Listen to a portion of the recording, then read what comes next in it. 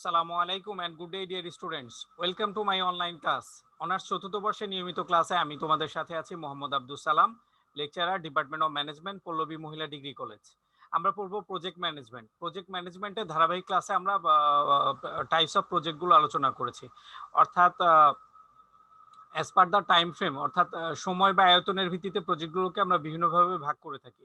তোমরা দেখেছো যে আমরা mega project, large project, medium project এবং স্মল স্কেল প্রজেক্ট এইভাবে ভাগ করেছি। মেগা প্রজেক্টগুলো সাধারণত কি, যেগুলো খুব বেশি সর্ববৃহৎ প্রজেক্ট সেগুলো। দেন আমরা বৃহৎ প্রজেক্ট এবং মধ্যমানের প্রজেক্ট, স্মল মানের প্রজেক্ট।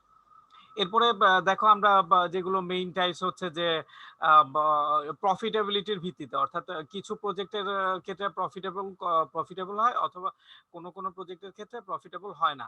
তো এই ক্ষেত্রে আমরা এক্স ওয়াই জেড এই তিনটা ক্লাসে ভাগ করি। আর এক্সট্রিমলি সরি, আমি হচ্ছে যে প্রিভিয়াস ক্লাসটা টেকনিক্যাল সমস্যার কারণে রেকর্ড হয়নি, আমাকে আবার সেম ক্লাসটা করতে হচ্ছে। তো সমস্যা নেই, তোমরা আমরা হচ্ছে যেগুলো ধারাবাহিক আলোচনা করছি সেগুলো আলোচনা করব। তো আমরা দেখবো হচ্ছে টাইম ফ্রেমের বেসিসে একজন প্রজেক্ট ম্যানেজার কিভাবে দায়িত্ব পালন করে থাকে। তো এই প্রজেক্টের দায়িত্ব পালন সম্পর্কে আমরা জানবো। তো চলো আমরা বিস্তারিত ক্লাস শুরু করি।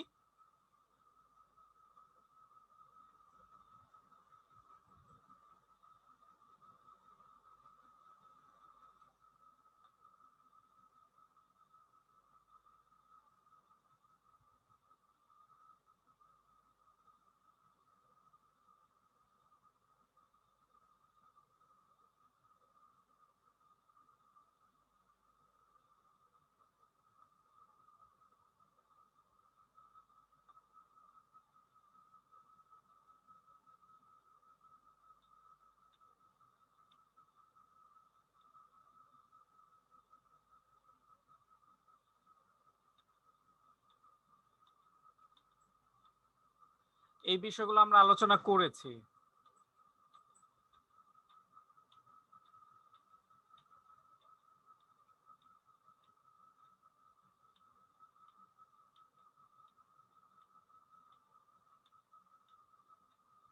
দেন দেখো আমরা এলিমেন্টস গুলো পড়েছি, এলিমেন্টস এর পরে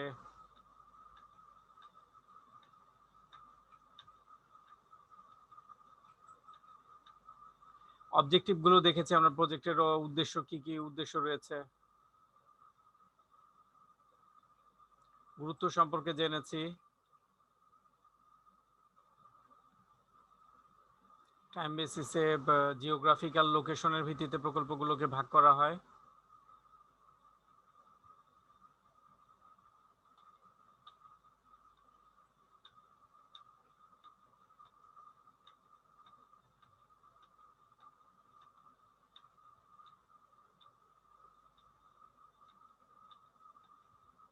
বাস্তবায়ন ভিত্তিতে আমরা প্রকল্পগুলোকে বিভিন্ন ভাগে ভাগ করি।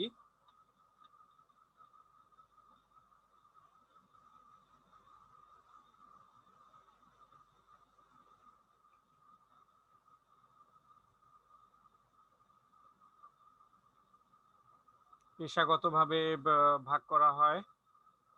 দেন আর্থসামাজিক, বিশ্ব ব্যাংকের প্রজেক্ট সাইকেল আমরা দেখেছি। সো আজকে যেটা করব সেটা হচ্ছে অর্থাৎ টাইম ফ্রেমের ভিত্তিতে হোক এবং হচ্ছে বিভিন্ন ক্ষেত্রে যে প্রজেক্টগুলো রান করা হয় সেক্ষেত্রে একজন প্রজেক্ট ম্যানেজার কি কি দায়িত্ব পালন করে থাকে। আর আমরা বলতে পারি তোমরা লাইক আমরা হচ্ছে প্রজেক্ট ম্যানেজমেন্ট সম্পর্কে কিন্তু অনেক বিষয় জেনেছি। তোমরা দেখো যে একজন সাধারণত একটা প্রজেক্ট কি করা হয়, সিঙ্গেল ইউজ প্ল্যান হয়ে থাকে। তো সিঙ্গেল ইউজ প্ল্যানের ক্ষেত্রে একজন প্রজেক্ট ম্যানেজারের দায়িত্বে দিয়ে দেওয়া হয়। তো এটা বোর্ড অফ ডিরেক্টরস যারা রয়েছে বা টপ ম্যানেজমেন্ট যারা রয়েছে একজন ম্যানেজারের দায়িত্বে দিয়ে দেওয়া হয় এবং হচ্ছে তিনি সব দায়িত্বগুলো পালন করে। তো সেই বেসিসে আমরা বলতে পারি হচ্ছে প্রজেক্ট ম্যানেজারই কি রোল প্লেয়ার বা একেবারে মুখ্য ভূমিকা, শুরু থেকে শেষ পর্যন্ত সমস্ত ভূমিকা পালন করছে। তো ফার্স্ট যেই পয়েন্টটা দেয়া আছে দেখো হচ্ছে, ফার্স্ট পয়েন্টটা হচ্ছে টিমের নেতৃত্ব অর্থাৎ লিডারশিপ। একজন প্রত্যেকটা অর্গানাইজেশনের ক্ষেত্রে প্রত্যেকটা এটা আমরা সোশ্যাল অর্গানাইজেশন বলি বা রিলিজিয়াস অর্গানাইজেশন বলি, পলিটিক্যাল অর্গানাইজেশন বলি, বিজনেস অর্গানাইজেশন বলি, সব ক্ষেত্রেই কিন্তু নেতৃত্বের গুরুত্ব বা প্রয়োজনীয়তা অপরিহার্য। যদি প্রপার লিডারশিপ বা প্রপার নেতৃত্বের আন্ডারে না হয় তাহলে সবকিছু কিন্তু ফেল করে। তাহলে টিমের প্রজেক্টের ক্ষেত্রে সাধারণত যেটা হয়, সরলরৈখিক সংগঠন হয়। একজন ম্যানেজার অর্থাৎ একজন ম্যানেজারের আন্ডারে কি করা হয়, একটা টিম দিয়ে দেওয়া হয়। তিনি হচ্ছে এই টিমটাকে অপারেট করেন। অর্থাৎ আমরা যদি বলি টিম টিম এইভাবে বলা যায়, টিম এ, বি, সি। এখন যদি স্মল স্কেল প্রজেক্ট হয় তাহলে এই ক্ষেত্রে টিম এ বি সি ছোট ছোট প্রজেক্ট লাইক হচ্ছে এরা হচ্ছে ম্যানেজারিয়াল কাজ করলো, দেন বাকিরা হচ্ছে মিড লেভেল ম্যানেজমেন্টের কাজ করলো, এরা হচ্ছে অপারেশনাল ম্যানেজমেন্টের কাজ করলো। এইভাবে প্রজেক্টটা ডান করা গেল। তো নেতৃত্ব কিন্তু এম কে দিতে হবে। এরপরের যেটা হচ্ছে যে প্রকল্প রান করার জন্য কিন্তু এইচআর দরকার। আর সাধারণত মেগা মেগা প্রজেক্টগুলোর ক্ষেত্রে কিন্তু কনসালটেশন, তোমরা দেখো হচ্ছে পদ্মা সেতু দেখো, মেট্রো রেল, এছাড়া অন্যান্য প্রজেক্টগুলো। তো সেই ক্ষেত্রে যেটা হয় যে এখানে কনসালটেশন অর্থাৎ বড় বড় আর্কিটেকচারাল কনসালটেশন, ম্যানেজারিয়াল কনসালটেশন, সব ধরনের কনসালটেশন প্রয়োজন হয়। কিন্তু এটা তো একজনকে করতে হবে। তো সেক্ষেত্রে যেটা হয় যে প্রকল্পের ব্যবস্থাপক কি করে, কর্মচারী এবং কনসালটেশন অনুযায়ী যেটা হয়, প্ল্যানিং ফর্ম করা হয়। পরবর্তী পয়েন্টগুলোকে দেখবো যে তার ওই প্ল্যানিং করার যারা করবে তাদেরকে কিন্তু নিয়োগ দিতে হবে। তাহলে কনসালটেশন লেয়ারটা এবং হচ্ছে পসিবল এইচআর লেয়ারটা, এদেরকে কিন্তু নিয়োগ দিতে হবে। এদেরকে নিয়োগ দিলে কিন্তু অর্গানাইজেশন অর্থাৎ সামনে এগিয়ে যেতে পারবে। আদারওয়াইজ তোমরা জানো যে man bill the organisation, not machine or anything else. তো অন্যান্য সব উপাদান কিন্তু তাদের কোনো ক্ষমতা নেই অর্গানাইজেশন বিল করার। এইচআর থাকলে দেন তুমি হচ্ছে তোমার প্রোডাক্ট তৈরি করতে পারবে বা স্কেচ করতে পারবে, প্ল্যানিং করতে পারবে। সবকিছু কিন্তু এইচআর এর উপর নির্ভরশীল। এরপরের যেটা হচ্ছে কোঅর্ডিনেশন করতে হবে, যে ডিফারেন্ট ডিপার্টমেন্টস, ডিফারেন্ট ওয়ার্ক স্টেশনের সাথে কি করতে হবে, কোঅর্ডিনেশন। এবং কোঅর্ডিনেশন লাইক হচ্ছে যে আমরা যদি কোনো কনস্ট্রাকশন প্রজেক্ট দেখি, তাহলে ফর ইনস্ট্যান্স আমরা যদি পদ্মা সেতুর কথা বলি, তাহলে এখানে আর্কিটেক্ট ডিপার্টমেন্ট রয়েছে। আর্কিটেক্ট ডিপার্টমেন্ট ওরা কি করবে, স্কেচ করে দেন হচ্ছে এটা সিভিলের কাছে দেয়া হবে। সিভিল ইঞ্জিনিয়ারিং কি করবে, সিভিল ইঞ্জিনিয়ার যারা রয়েছে তারা বলবে যে আমাদের মেশিন লাগবে, টুলস লাগবে, আমাদের বিভিন্ন ধরনের ইনস্ট্রুমেন্ট লাগবে। তো এই ইনস্ট্রুমেন্ট গুলো কি করবে, requisition as per the consent of project manager, এটা কি এসসিএম কে অর্থাৎ সাপ্লাই চেইন যারা রয়েছে তারা, তখন প্রজেক্ট ম্যানেজার কি করবে, এসসিএম এর কাছ থেকে এইগুলো কালেক্ট করবে। তো এইভাবে কোঅর্ডিনেশন আপওয়ার্ড ফরওয়ার্ড। তো এই যে কোঅর্ডিনেশনটা প্রকল্প ব্যবস্থাপককে করতে হয়। এরপরে দেখো হচ্ছে বিস্তারিত পরিকল্পনা এবং নিয়ন্ত্রণ। তো যখন তোমার ধরো এইচআর নিয়োগ করবে, পরামর্শদাতা নিয়োগ করবে, তখন কিন্তু সে প্রকল্প ব্যবস্থাপক সবার সাথে বসে টোটাল একেবারে বিগিনিং পয়েন্ট থেকে এন্ড পয়েন্ট পর্যন্ত, অর্থাৎ একটা বিগিনিং পয়েন্ট থেকে এন্ড পয়েন্ট পর্যন্ত কি করবে, টোটাল প্ল্যানিংটা করে ফেলবে, টোটাল পরিকল্পনা প্রণয়ন করবে এবং কি করবে, এটার নিয়ন্ত্রণ করার চেষ্টা করবে। অর্থাৎ বিভিন্ন ধরনের লাইক আমরা যদি ফর ইনস্ট্যান্স আমরা যদি বলি যে প্রকল্পের জন্য যেই ম্যাটেরিয়াল গুলো দরকার, সব ম্যাটেরিয়াল কিন্তু দেশে অ্যাভেলেবেল নাও থাকতে পারে। তো সেই ক্ষেত্রে প্রকল্প কি বন্ধ হবে বা প্রকল্প কি করা হবে না, প্রকল্প করা হবে, কিন্তু সেই কি করতে হবে, ম্যাটেরিয়াল গুলো কোথায় আছে সেখান থেকে সোর্সিং করে নিয়ে আসতে হবে। তো এইভাবে প্রত্যেকটা প্ল্যানিং সেট করতে হবে। এরপরের যেটা হচ্ছে সেটা হচ্ছে প্রকল্প বাস্তবায়ন পরিকল্পনা ও উন্নয়ন। প্রকল্প বা বাস্তবায়ন পরিকল্পনা লাইক একটা প্ল্যানিং স্কেচ করা হলো এবং সেটা নিয়ন্ত্রণ নেওয়া হলো, কিন্তু ইমপ্লিমেন্টেশন করার জন্য কিন্তু একটা অর্থাৎ কোন পার্টটা ইমপ্লিমেন্ট করবে। প্ল্যানিং কিন্তু তোমার মেগা প্রজেক্ট যেগুলো হচ্ছে 13 উইকস বেসিস হয়ে থাকে, 13 উইকস বা এর চেয়ে বেশি সময় ধরে হয়ে থাকে। এই মেগা প্রজেক্ট গুলো ফার্স্ট উইকে কতটুকু কমপ্লিট করবে, সেকেন্ড উইকে কতটুকু কমপ্লিট করবে। এরপরে দেখো যে বিভিন্ন প্রজেক্টের ক্ষেত্রে কিন্তু মডিফিকেশন এবং বিভিন্ন ধরনের ডেভেলপমেন্ট হয়। লাইক একটা বিল্ডিং করছে, এখন দেখা গেল যে ছোট ছোট স্পেস গুলো বাগানের ক্ষেত্রে ইউটিলাইজ করা যায়, ছোট ছোট গ্রিন অর্থাৎ সবুজের সমন্বয় করা যায়, তখন কিন্তু এইটার হচ্ছে যে প্রজেক্টের বিউটিটা অনেক বেড়ে যাবে।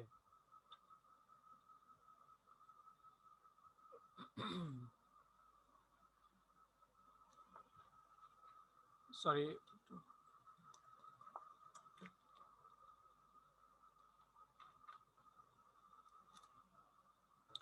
এরপরে এরপরে সরি ফর দি ইনকনভিনিয়েন্স, পরিকল্পনা বাস্তবায়নের জন্য সংগঠিতকরণ। যেই প্রকল্প বাস্তবায়নের জন্য প্ল্যানিং করা হয়েছিল, এটার জন্য যেই উপাদানগুলো রয়েছে, প্রয়োজনীয় উপাদানগুলো রয়েছে, এগুলো কি করতে হবে, সংগঠিত করতে হবে। সংগঠিত করা হচ্ছে প্রকল্প ব্যবস্থাপকের দায়িত্ব। এরপরের যেই স্পেসিফিক পয়েন্ট রয়েছে সেটা হচ্ছে যে টাইম টু টাইম, লাইক একটা প্রকল্প কিন্তু তোমার শুরু থেকে শেষ পর্যন্ত অনেকগুলো কাজ রয়েছে, অনেকগুলো ডিপার্টমেন্ট কাজ করবে। তো এই যে কার্যাবলী সম্পাদন হবে, লাইক তোমার যারা হচ্ছে মেকানিক্যাল ডিপার্টমেন্ট এবং হচ্ছে একজনের পর কিন্তু এক একজন বা কোঅর্ডিনেশন করে কাজ করতে হবে। তো সেই ক্ষেত্রে যারা স্কেচ তৈরি করবে তাদের কিন্তু একরকম কার্যাবলী, যারা ওইটাকে স্কেচকে ইমপ্লিমেন্ট করবে বা সিভিল ইঞ্জিনিয়ার যারা রয়েছে তাদের ক্ষেত্রে কিন্তু একরকম দায়িত্ব। কাজে প্রকল্পের কার্য সম্পাদন এবং হচ্ছে অগ্রগতি, এইটা হচ্ছে প্রজেক্ট ম্যানেজারকে দেখতে হবে যে তার ফার্স্ট উইকে কতটুকু কমপ্লিট করার কথা ছিল সেগুলো কমপ্লিট হয়েছে কিনা, সেকেন্ড উইকে কতটুকু কমপ্লিট করার কথা ছিল সেগুলো কমপ্লিট হয়েছে কিনা, থার্ড উইক কমপ্লিট হয়েছে কিনা। যদি হয় তাহলে ফার্স্ট উইক ডান, সেকেন্ড উইক ডান, থার্ড উইক ডান। আর যদি না হয়, এখানে ডিফিসিয়েন্সি থাকে, তখন কি করতে হবে, এই কাজগুলো কি করতে হবে, প্লাস করতে হবে, প্লাস করে এইখানে থার্ড উইকে শেষ করতে হবে। তো এইভাবে যেটা হচ্ছে যে তোমার প্রকল্পের কার্য সম্পাদন এবং হচ্ছে অগ্রগতি পরিবেক্ষণ করতে হবে। প্রকল্পের উদ্যোক্তার নিকট প্রতিবেদন পেশ। তোমরা জানো যে প্রকল্পের সাথে অ্যাডজাসেন্ট কিন্তু অনেকগুলো গ্রুপ রয়েছে, স্টেক হোল্ডার রয়েছে। তো এই যে যারা প্রকল্প উদ্যোগ নিয়েছে ও উদ্যোগ গ্রহণ করেছে, তারা প্লাস স্টেক হোল্ডার যারা রয়েছে, আর খুব ক্লোজলি বলতে গেলে আমরা যদি ইনভেস্টর যারা রয়েছে, তারা কিন্তু প্রকল্পের এই যে ফাইন্যান্স, এত টাকা আসছে, এগুলো দিচ্ছে। তোমরা দেখো, খুব ইনিশিয়ালি চিন্তা করে দেখো যে আমরা যখন পদ্মা সেতু বা শুরু করব ভেবেছি, তো তখন যেটা হয়েছে যে আমরা ওয়ার্ল্ড ব্যাংকে আমাদের পদ্মা সেতুর প্রজেক্ট সম্পর্কে অবহিত করি এবং তারা হচ্ছে ইন্সপেকশন করে, তারা মনিটরিং করে। তো মনিটরিং করার পরে যেটা হচ্ছে যে তারা বলল যে আমাদের এইখানে প্রজেক্টগুলো করাপশন হচ্ছে, আমাদের এখানে তারা যদি ফান্ডিং করে, ইনভেস্টমেন্ট করে, তাহলে এখানে কিন্তু ম্যাক্সিমাম টাকা করাপশনে চলে যাবে। তো ওই প্রজেক্টের ক্ষেত্রে কিন্তু আমাদের কস্ট, টাইম এগুলো কিন্তু প্রপারলি মেনটেন করতে হবে। প্রজেক্ট কস্ট, টাইম এগুলো প্রপারলি মেনটেন করতে হবে। তো এই জন্য যেটা হচ্ছে, যারা ইনভেস্টর রয়েছে, যারা উদ্যোক্তা রয়েছে, তাদেরকে কিন্তু টাইম টু টাইম প্রতিবেদন পেশ করতে হবে। আমরা যদি ওয়ার্ল্ড ব্যাংকের কাছ থেকে ঋণ নিতাম, তাহলে কিন্তু ওদেরকে আমাদের জবাবদিহি করতে হতো। এখন আমাদের গর্বের বিষয় যেটা হচ্ছে, আমরা নিজেরা আলহামদুলিল্লাহ করতে পারছি। তো এই জন্য যেটা হচ্ছে যে ইন জেনারেল অন্যান্য প্রজেক্ট গুলো কিন্তু ওই যে যারা হচ্ছে দাতা এবং হচ্ছে উদ্যোক্তা, তাদের ক্ষেত্রে বা প্রাইভেট যে প্রজেক্ট গুলো রয়েছে তাদেরকে কি করতে হয়, প্রতিবেদন অর্থাৎ অ্যাডভান্সমেন্ট বা প্রোগ্রেস রিপোর্টটা তাদেরকে আলোচনা করতে হয়। এরপরে দেখো ট্রেন আপ করা ইউজুয়ালি যখন কাজ শুরু করা হয় তখন তো ওরিয়েন্টেশন ট্রেনিং থাকেই, ওরিয়েন্টেশন অর্থাৎ ইন্ট্রোডাক্টরি একটা ট্রেন আপ করা হয়।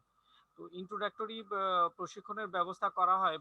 তো তখন এরপরে যখন কাজ শুরু করে, তো এই ক্ষেত্রে যদি আনস্কিল হয়, অর্থাৎ প্ল্যানিং এর সময় কিন্তু একটা স্কিল ইমাজিন করে, অর্থাৎ একটা স্কিল ধরে নেওয়া হয়েছিল যে এই আমার এইচআর গুলো এই ডিপার্টমেন্ট, এই architect department, mechanical department, electrical department, তো এরা এই মাফিক এই গতিতে এই সময়ের মধ্যে এই কাজ করতে পারবে। এখন দেখা গেল যে ডিফিসিয়েন্সি, অর্থাৎ এই কাজ করতে পারছে না, তখন কিন্তু ওই টোটাল টাইম থেকে, অর্থাৎ এটা 13 উইকস হোক বা মেগা প্রজেক্ট হোক বা যেই প্রজেক্টই হোক, ওদেরকে 2 ডেজ অর্থাৎ স্কিল ডেভেলপমেন্ট, ইফিসিয়েন্সি ডেভেলপমেন্ট করতে হবে, তাহলে কিন্তু কাজগুলো স্মুথলি করা যাবে। এরপরে প্রজেক্ট ইভ্যালুয়েশন যখন শুরু থেকে শেষ হবে, তখন কিন্তু প্রজেক্টটাকে প্ল্যানিং এর বেসিসে, একেবারে শুরু বা স্ট্যান্ডার্ডের বেসিসে কি করতে হবে, ইভ্যালুয়েট করতে হবে যে আসলে কতটুকু ডান করা গেল বা কত সাকসেসফুলি করা গেল, এটা কস্ট ইফেক্টিভ, টাইম ইফেক্টিভ, বা যেই অবস্টেকেল গুলো ছিল, যেই কনস্ট্যান্ট গুলো ছিল, সেগুলো কিভাবে ওভারকাম করে কতটুকু সাকসেস অ্যাচিভ করা গেছে। এই হচ্ছে একজন প্রকল্প ব্যবস্থাপকের দায়িত্ব একটা প্রজেক্টের ক্ষেত্রে। তো আমরা প্রজেক্টের ক্ষেত্রে একজন প্রকল্প ব্যবস্থাপকের দায়িত্ব পালনের ক্ষেত্রে যেই কাজগুলো করতে হয় সেগুলো দেখেছি। তো চলো আমরা দেখব আরো কিছু বিষয়, সেগুলো হচ্ছে প্রকল্প সাকসেস সফল হওয়ার জন্য কি কি উপাদান প্রয়োজন সেগুলো সম্পর্কে আলোচনা করি। প্রকল্প সফল হওয়ার জন্য অনেক উপাদানই প্রয়োজন। আমরা বলতে পারি ইন জেনারেল যে বিভিন্ন উপাদানের সমন্বয়ে হচ্ছে প্রকল্পগুলো সফল হয়। আর এই উপাদানের ডিফিসিয়েন্সি গুলো থাকলেই কিন্তু প্রকল্পগুলো ফেইল করে।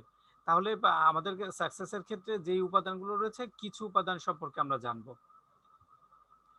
একটা হচ্ছে যখন প্ল্যানিং করব, তখন প্ল্যানিং এর ক্ষেত্রে কি বিভিন্ন ধরনের কনসালটেশন বা বিভিন্ন ধরনের, যখন প্ল্যানিং যত ভালো হবে, প্ল্যানিং অর্থাৎ স্কেচ যত ভালো হবে, তো সেই ক্ষেত্রে কিন্তু সফল হওয়া তত সম্ভব। লাইক তোমরা দেখে থাকবে যে আমাদের দেশের বিভিন্ন ধরনের কনস্ট্রাকশন গুলো কি করছে, আমরা ইউএসএ থেকে, চায়না থেকে ইঞ্জিনিয়ার গুলো কি করছে, তারা অ্যাডভাইজিং করছে, কনসালটেশন করছে। এগুলো কিন্তু প্রজেক্ট ডান হওয়ার ক্ষেত্রে পূর্ব শর্ত। অর্থাৎ আমাদের দেশেও কিন্তু ইঞ্জিনিয়ারিং, অর্থাৎ ইঞ্জিনিয়ারিং ইউনিভার্সিটি রয়েছে, তারাও কিন্তু বের হচ্ছে। বুয়েট থেকে আর্কিটেক্ট ডিপার্টমেন্ট, মেকানিক্যাল ডিপার্টমেন্ট এবং বিভিন্ন চুয়েট কুয়েট এইখান থেকেও ইঞ্জিনিয়াররা বের হচ্ছে।